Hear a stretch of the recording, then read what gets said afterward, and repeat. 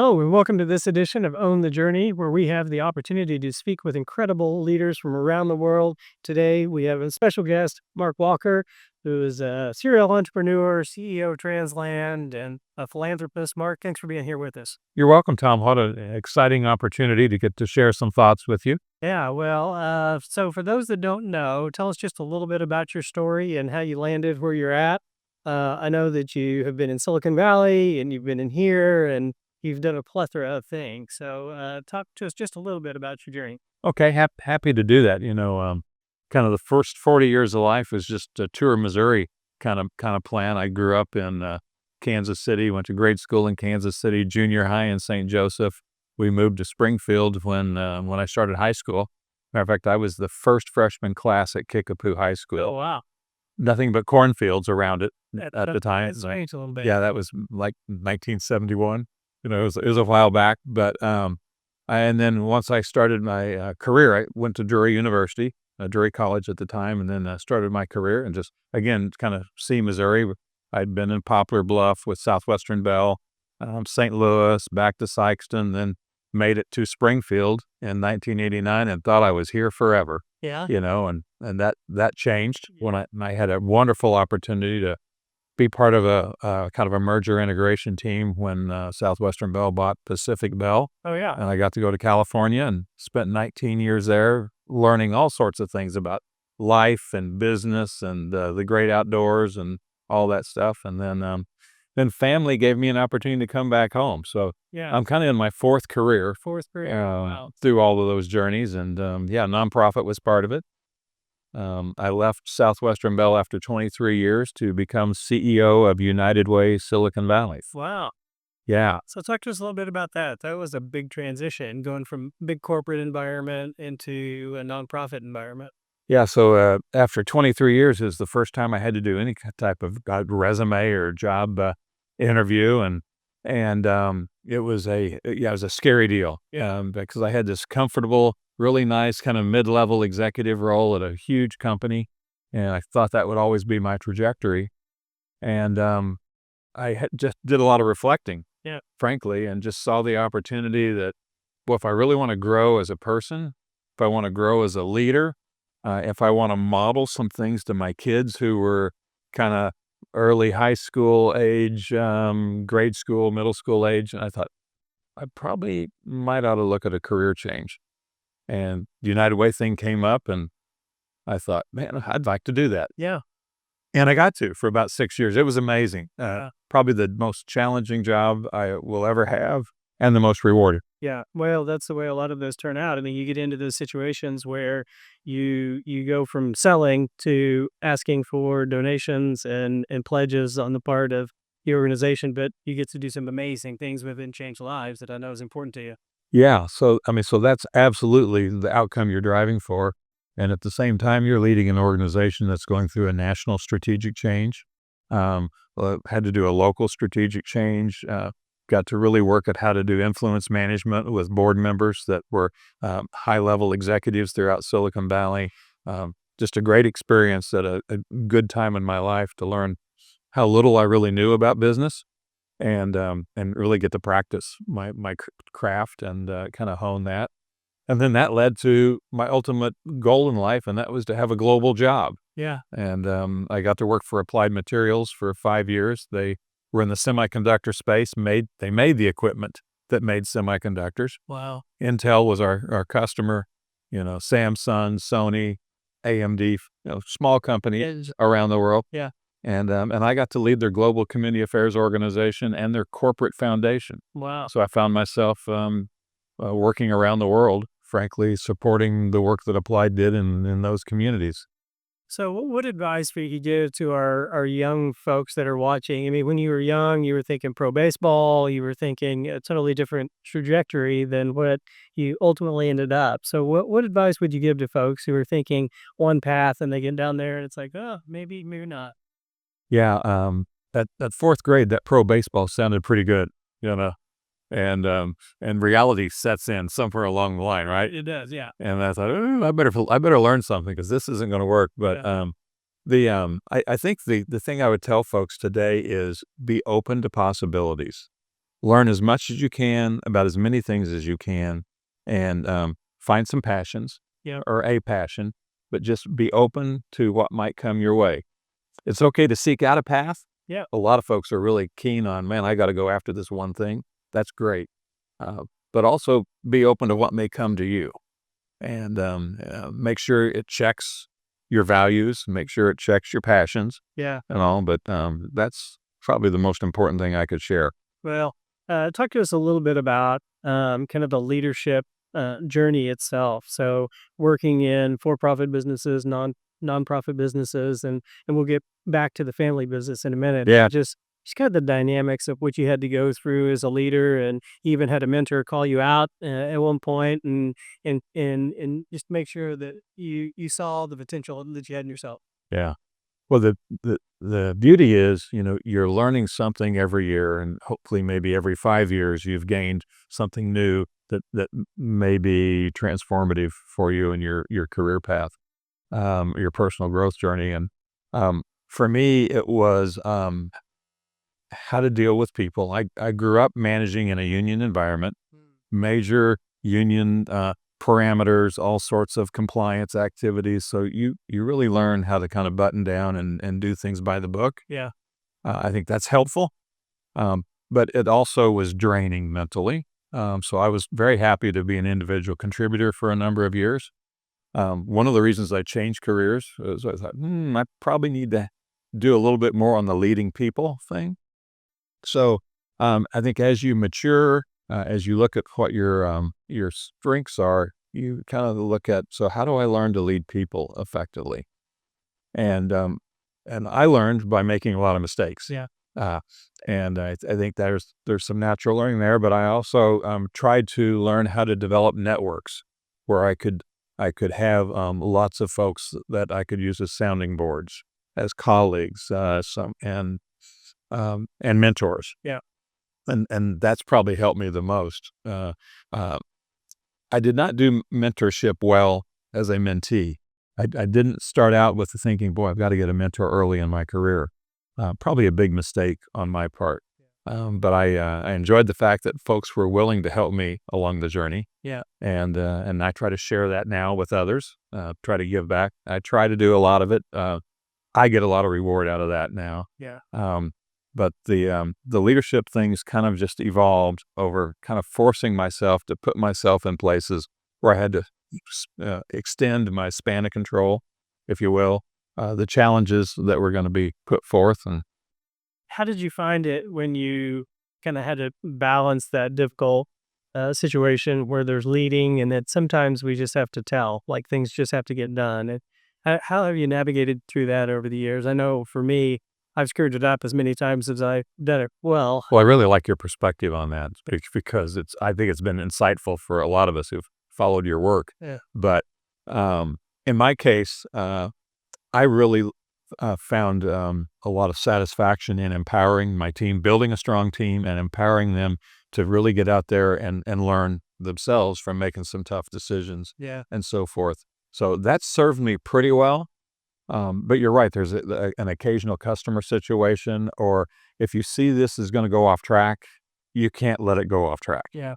So yeah, so you've got to use what I would call situational leadership at that point in time. Situation calls for you to do something different, Yeah. and so you've got to be a different kind of leader. Yeah. But I think most importantly for that type of leadership is when you're doing a major transformation with your organization, or you're having to do some major change management.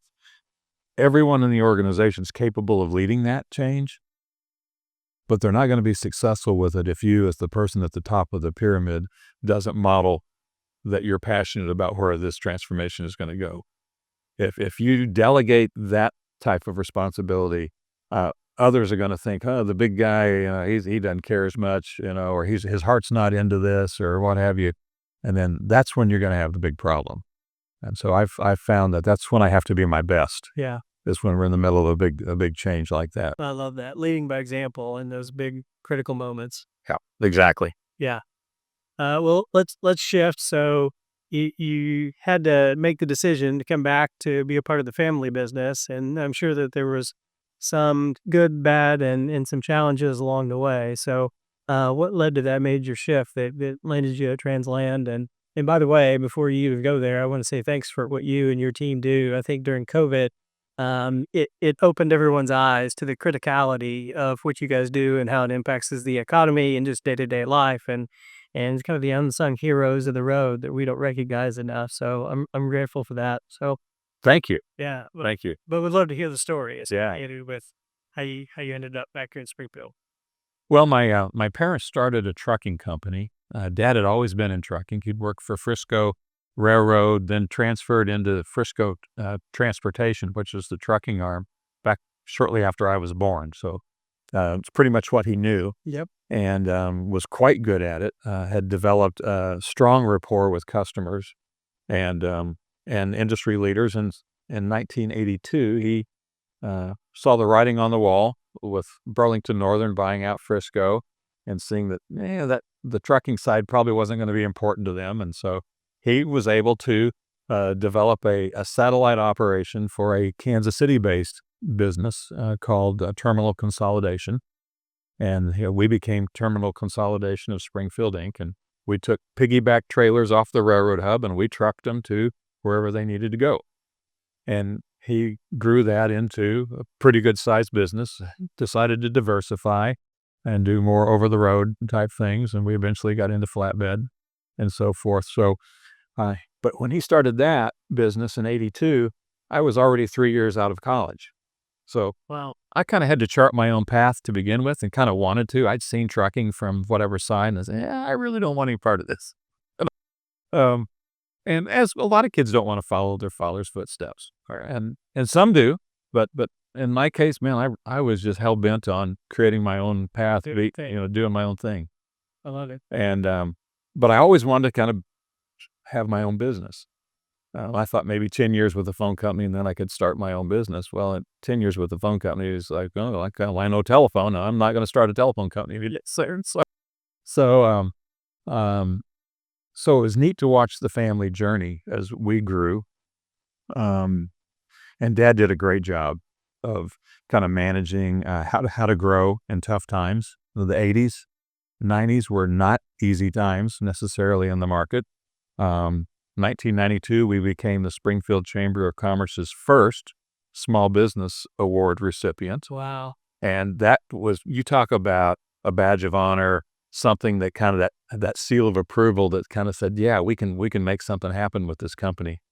Great catalyst for Mom and Dad and where we were going. So I do my thing, move around the country. Dad does his thing. My brother's involved in the business. My sister for a while, and everything's happy. And until 30 some odd years into the business, and Dad is retired, and my brother kind of wants to buy the business, and Mom and Dad really don't want to sell the business, and they ask me to help, and that's when family business really gets messy. Yeah. And it did, and so I'm in California, and realized that there was a need for me to come back here, and they kind of asked if I wouldn't get involved and help them, and Yeah. so I was at a point in my career where I said, yeah, I can do that. Yeah. You talk about the toughest thing we ever had to do as a family. My wife and I, we were empty nested finally, and she had her own business that she started in California, and it was like, we really don't want to come back to Missouri. Yeah. But how do you tell your parents no? I couldn't do that. Yeah.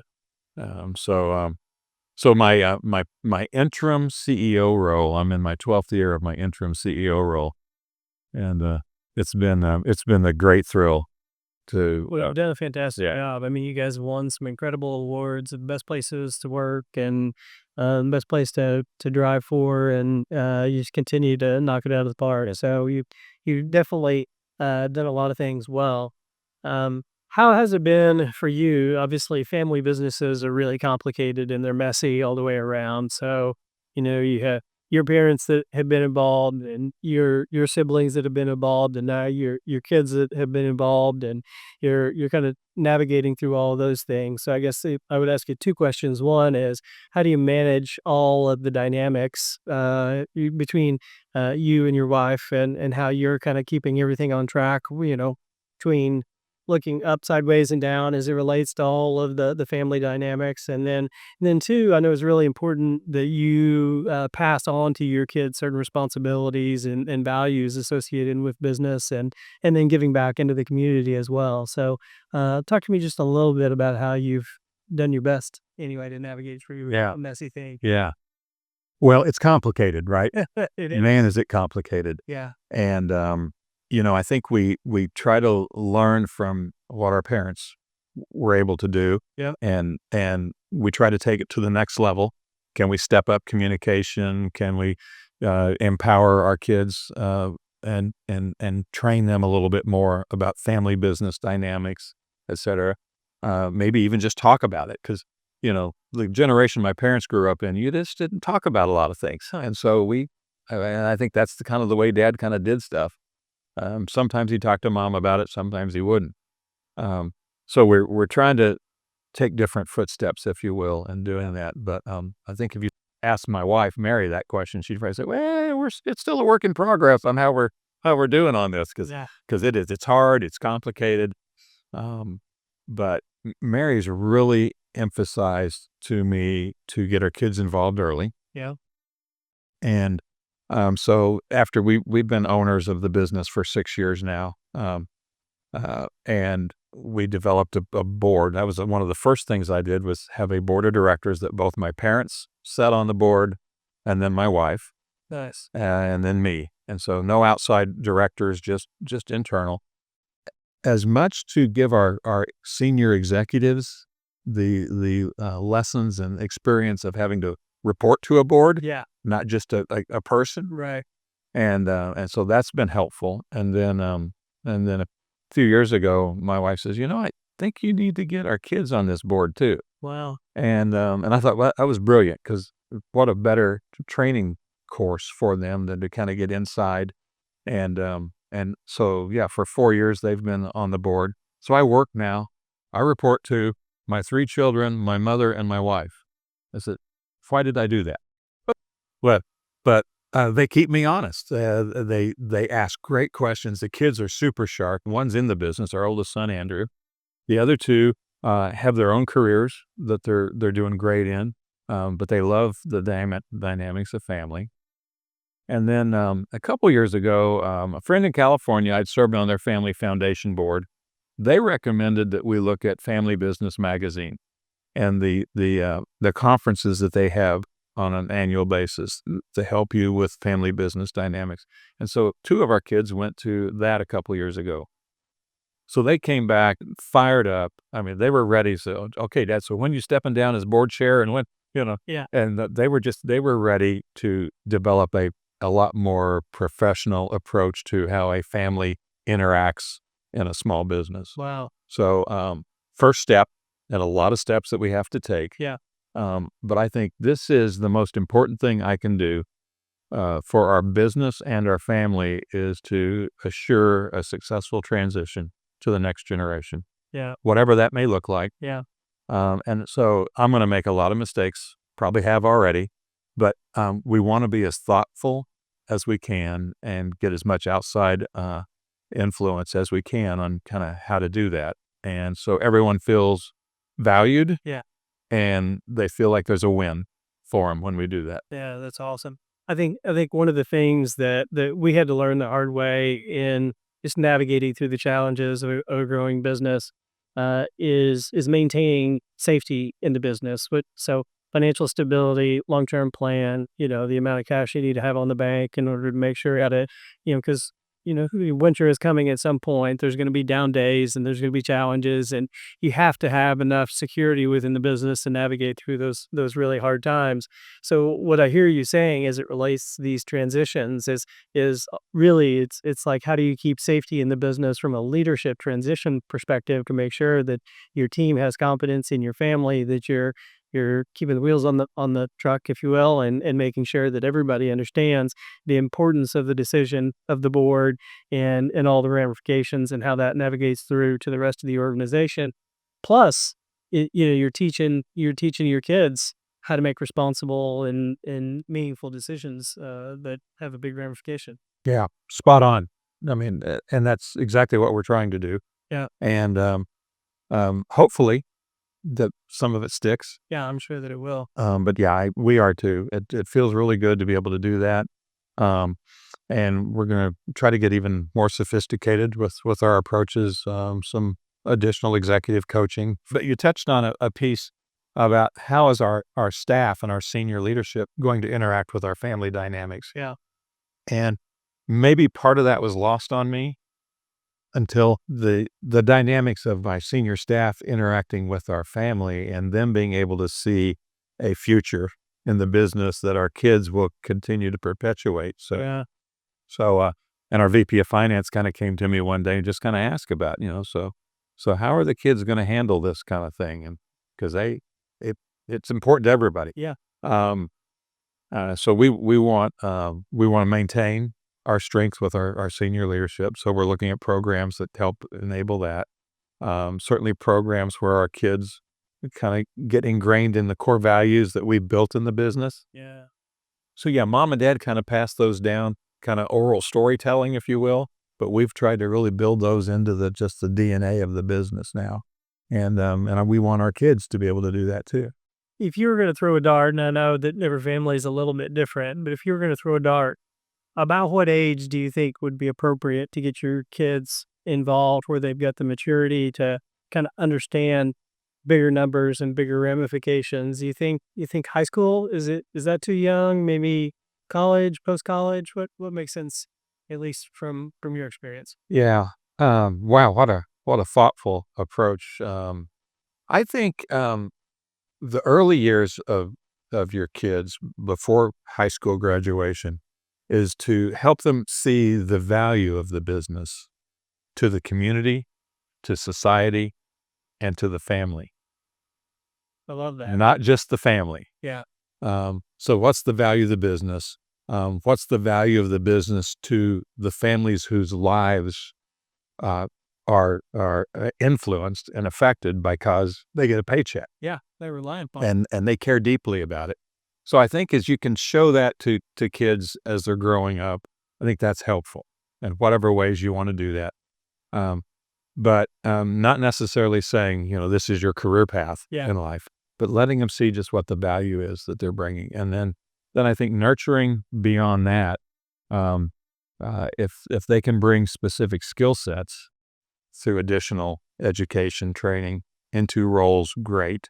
Or if they just want summer jobs, Yeah. through high school and college, great. Get them introduced to the business.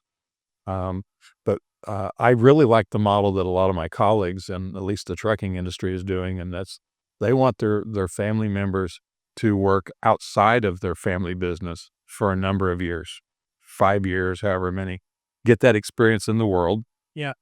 bring that knowledge back into the business, and I've always liked that. So I like that a lot too. yeah, But I love your approach of getting instilling within the kids the values and understanding the value and the impact of the business before they start thinking about the value of the business financially as a family office and all those kind of things. It's like it's bigger than that. yeah, Yeah, yeah. It's not the family money tree. yeah, that's right. It is a important community resource for a lot of families. And so how do we kind of just accept that level of responsibility and then try to look at how do we make it even better? Yeah, so I think what I'm hearing you say is they need to understand that they're a steward for the dynamics and the continuation of that organization, that business on the community and on the region, not necessarily think of it as an ownership, that their job is to help facilitate and continue it um, down the road. Yeah, I love the word steward. I think that is absolutely the right way to look at it, and that may come maybe just from my servant leadership mentality, perhaps that I developed over the years. I didn't start with it Yeah, by any means, right? no, that's it. But I think yeah, the more you can kind of show that to your kids, the better. Yeah, I love it. I know it was tough for you all to make a decision to come back to Springfield and take over and be involved with your interim CEO role. But I know you and Mary have to navigate through that just at a personal level. My wife is involved with our business, so I understand a lot of it. challenging dynamics. How have you guys managed to kind of navigate through that and manage the life things, the work things, and the kid things? Um, again, that part, it's hard, but Mary gets all the credit. She's the great communicator in the family, and she keeps me balanced, if you will, and humble. Yeah, But I think it's having her involved on the board yeah, to where we set time aside where this is business conversation. Um, we don't have a definite time frame when we're at home to have business conversations, but yeah, we'll try to set some time aside for that for different things that we want to do, sure. and and then she'll give me advice on just other aspects, personnel things or business direction. Yeah, So that part, it works pretty well. Um, but we also know we have to balance life, and so we watched my parents, and Dad was his hobby was TransLand. Uh, his time away from work was TransLand. When he retired, he came and he was the maintenance crew on the lawn. He mowed the lawn along with one of his grandsons. So that was his life. yeah, And my mother had to make adjustments on how she functioned with her free time yeah, to compensate. So you know, Transland's not going to be all consuming to us. So we like to garden together. We like to golf together and separately. We love to travel, and family dynamics with 6 grandchildren now. yeah. We That's awesome. we try to balance those things as well. Um, but we recognize that we have an obligation still Yeah, to 230 families yeah. and our family to make sure we just do the best job we can possibly do. That's awesome. And it's not easy. No, it is not easy. But it happens well. I do again. I You give all the credit to Mary, Uh, and uh, and it's kind of cool. I drove down from St. Louis today before we had this conversation, and it's kind of fun to see those Transland blue trucks going down the highway and say, "Am I really part of this?" yeah, It's sometimes you have to pinch yourself and see if it's real. But yeah, it is real. It's exciting. Best move we ever made. yeah. Toughest decision we had to make, best move was agreeing to just fold up the tent in California and move back and be part of what mom and dad created. And man, is it ever exciting to be part of that.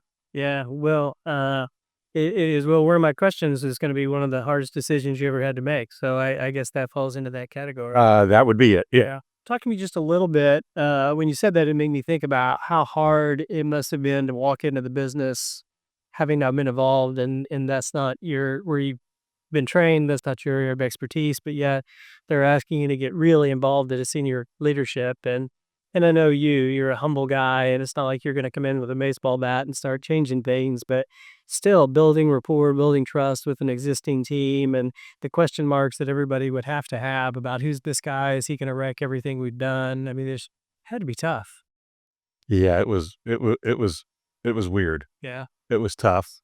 Um, but I did have to change everything, yeah, but I just couldn't do it with a baseball bat, right? So I had to figure out how to do it in an appropriate way, in a timely way. yeah, And so I got a lot of advice from mentors and from some of our truck drivers. yeah, I remember one of our safety meetings, the first one.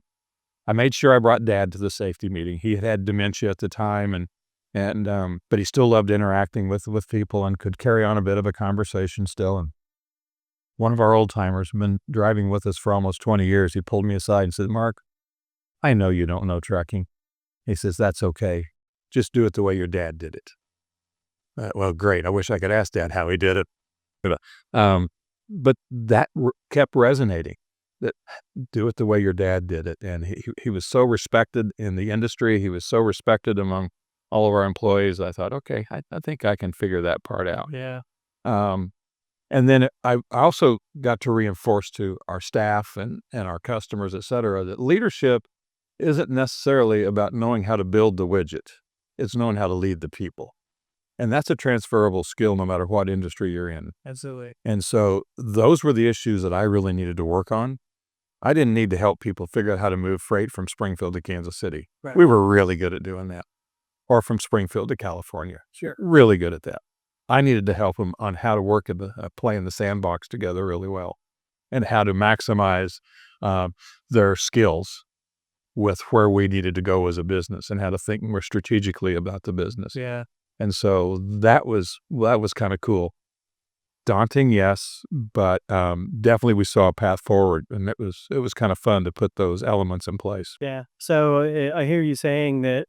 I mean, really, what it came down to for you was building trust, spending time with people, probably a lot of listening.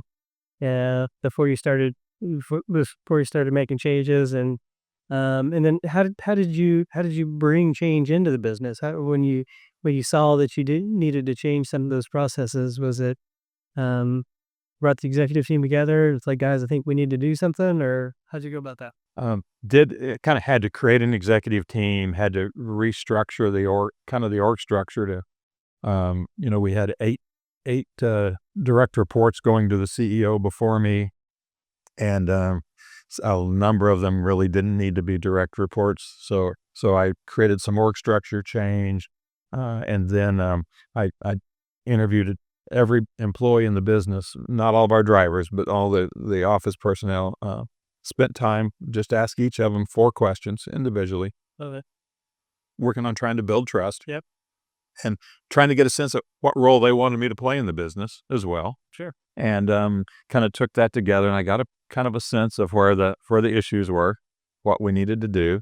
And then we kind of went through some basic strategic planning pieces that I did in every nonprofit I worked in. Yeah. And that was mission, vision, values, and just starting to create this foundation for a company's culture. And so we went on a premise that if we got the human resources piece of the business done properly, laid that foundation well, then we could build on the operational excellence, the financial excellence, things like that. And so actually brought in a consultant from California that used to work for me at United Way. Yeah. She was phenomenal, but I knew she would resonate well with a lot of people in the business, and used a resource from Harvard. A professor at Harvard, John Cotter, wrote a wonderful book on leading change, and I just by accident ran across that book one day. I said, "That's going to guide me," Yeah. and we just kind of put that path together. And our HR director and myself, we just kind of built a pathway for a couple of years to work people through kind of some change, Yeah. and tried to get it to where everyone owned the change, Yeah. including the brand name change. We had to do a lot of that. My mother got involved with that. She was delighted to help change the name of the business. Yeah. When you start with people first, which we're a big believer in approach that a lot of other things fall into place. And so it sounds like that was a lot of what you did. How to get the people right, and mission, values, the principles of the business, and then how do you drive into the next layer after that. Yes. Yeah. And we just keep refining now. 12 years into this journey, we're still refining, trying to take it to other places now as we try to grow our business. And Well, one of the things I've always admired, but I know you can't do it as often as you want, but I think it's at least once a year you try to call every single one of your drivers that's out on the road just to hear from them, check in on them, see how things are going. You still doing that? not as well as I should, but yeah, thanks for bringing that up. It kind of started during COVID. Yeah. I had time on my hands, and I thought, man, our most valuable resource sits in that truck, Yeah. and they are isolated from the world with this pandemic. And how do we help provide some level of comfort? And so I just and I I used our performance bonus list.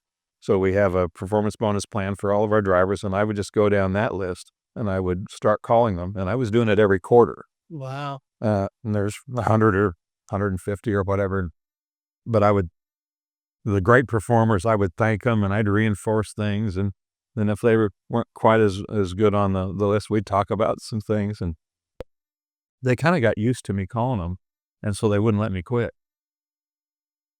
I tried a few times, so I'm not getting to them as frequently, but I still, every quarter I try to at least call those in our, we call it our diamond category, our elite performers. And just trying to reinforce some things, and to be, again, it's that part of that listening. Yeah. It's more them telling me than me telling them. I love it. That's so good. And it's, I hope it's a little bit unique. I hope that is one of the value add things that we can provide to an experience for someone working at TransLand. Yeah. Well, so when you look around the corner, forward around the corner a little bit, how are you thinking about legacy? We talked a little bit about family dynamics and all of those kind of things, but I know you're thinking about how do we make sure that the business stays whole, stays safe, and always looking forward. So when you look out, what are you thinking about? Yeah. Um, yeah, that's kind of neat. For me, legacy is just creating a successful transition, honoring my parents and their role as founders, and kind of keeping the business moving in the right direction. And so that's a successful transition. Um, and and I think I also don't believe that the business has to be all about me. I think it really needs to be about the next generation and generations to come. So we've been working on how to do that, frankly, and it's been a couple years journey. We named a president 3 years ago now, Laura Gates. Yeah. So she's taken over all the operations challenges and doing a great job with that. Brings a whole different set of skills than I do, Yeah. which has been really neat to watch. Sometimes it's kind of hard. Yeah. Boy, it's hard to let go. She had to wrap my knuckles a few times to let go of a few things. Um, but so we're working on that, and I think then it's kind of setting up the family dynamics. Who will there be someone in our family, and our son Andrew's working in the business, so maybe, Yeah. he'd certainly like to do that. So somewhere down the road when the time's right, but there's no rush. Yeah. Um, maybe I need to turn loose some reins so that they can operate more, perhaps independently, and I think that will happen in the near term. Um, but I want to be around to watch how well others do in their new role. I love that. I think just being able to be a mentor to either my children or our senior leaders, um, and kind of playing that role. I don't need to be the retired guy that's off somewhere for 9 months out of the year and all and pops back in. I want to do some of that, but Yeah. no, I want to be here to just get a lot of satisfaction out of the neat things that someone else is doing, that taking it to places I never dreamed of. I love that. Celebrating other people's success as you hand it off. Yeah, absolutely. Yeah, But so good. Well, I hadn't considered it. I don't know why I should. But the idea of having that continuity of a leader in place as you transition, giving you the kind of permission to step back and watch and make sure things are on the rails the way that you want them, so that that transition can be seamless, whether it's to family or whether it's to a different legacy in the future. But you're making sure that the right leadership is in place. yeah, Laura and I spent 18 months, maybe 2 years of just prepping before she even was named president. And just wanted to make sure she was comfortable with the roles, that we understood what her responsibilities would be and mine would be. And, and then, and then now continuing in the role that she's in, I hope she would tell you it's been executed well. Yeah, Um, I'm sure. I feel really good about it. Yeah. And, I think maybe the most important test is, how do our employees feel about it? And I think first of all, they were very receptive when I named her as our president. That's good. They said, yeah, that was the absolute right choice. Couldn't have done anything better. And well done, Mark, kind of thing. Like, well, thank you, thank you. But no, she's proven time and time again that it's been a good move. And she's, what I really like with Laura and others on my team is they're getting involved in the community in deeper ways, ways that, so I don't have to be the only person who's trying to wear that company banner out in the community. Yeah. And I think that pays huge dividends for companies. Yes. And your company does a great job of that. Oh, yeah. And I'm glad that we can do our part and that as well. Pretty exciting. It is. It's very meaningful, and I think the overall sentiment that you keep coming back to is the impact on the community, the impact on your employees and your team, and I love that. So when your leadership understands that as a responsibility, it's not just a thing we do to drive business or whatever. We're actually giving back to the community who's helped to give so much to us. Then it gets woven into that culture and the DNA of the organization that you want to be there for generations to come. Yeah. Yeah. And it's a little bit like that role model, an analogy that I said earlier. Somebody's always watching us. We always have to be a model Yeah. for what we're doing. And when you live and work in a community, you go to school with your customers and their kids. You go to church with them. You show up at basketball and football games, and so someone's always watching, and it's really neat to be able to kind of be part of that. And so being a pillar of the community is important. Yeah, absolutely. Well, Mark, as we wind down, one of my favorite questions that I always ask folks is if you could pass on some advice, whether it's some advice that somebody gave to you or advice that you just want to pay forward to folks, what would be the best piece of advice you would want to pay forward? Other than stay out of trucking, no. Great trucking's a great career, great opportunities for everyone. It's not for the faint of heart. Yeah, hard work. Yeah, but I think the best advice I have is um, read as much as you can about the business uh, of business, and be try to be as familiar with different types of businesses, and then be open to whatever possibilities might come your way. Yeah, open mind. Yeah. All right. Well, Mark, I want to raise a glass to you. Ah, Yeah, say congratulations to you for owning your journey. thank you very much. Thank you for being with us. My pleasure.